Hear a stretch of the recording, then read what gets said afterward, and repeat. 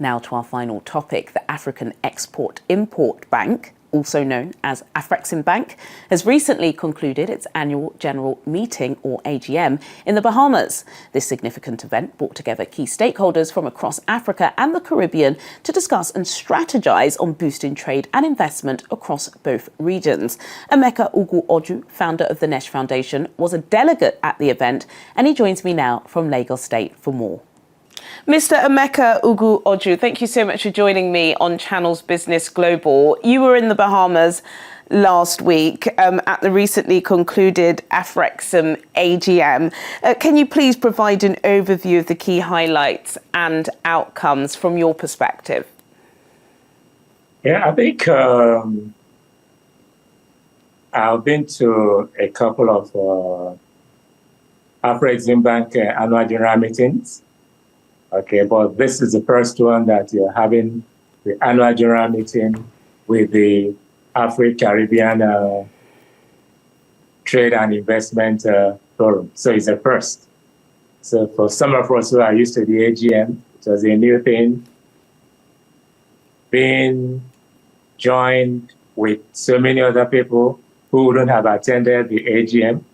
And if we put it in perspective, this is the third Afro-Caribbean Trade and Investment Forum. So it's more like how far have we come in the past 3 years or so. And I believe that from what has transpired, it has come to stay, and it will go from strength to strength. And the theme of Global Africa really nailed it, because initially it was more about the Africans and the Caribbean, but we're now seeing the big picture that it is going to stretch to, or I would say, people of African descent from all over the world, especially in the United States and in the South America. So I think this particular summit reinforced that we are really talking about a global Africa and not just Africa and the Caribbean. And if for that alone, that is worth it. Because if you're coming to the business side of things, which is basically what has made it different. Because as Motley, the Prime Minister of Barbados, said,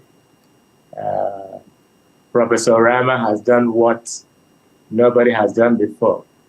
We've had the political movement started by Marcus Garvey, yeah, but that was political. But now you have a movement that is based on economics, and it looks like that has been the missing link. And a few things were achieved. You were there, you would have listened to Dangote when he was talking, like he had vessels that come back empty to Brazil from Nigeria.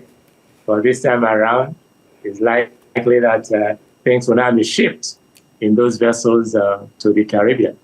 And of course, on a personal basis, I was also part of something that has to do with hydrogen gas, which we're trying to look at alternative energy, that technologies will also be improved upon both in Africa and in the Caribbean.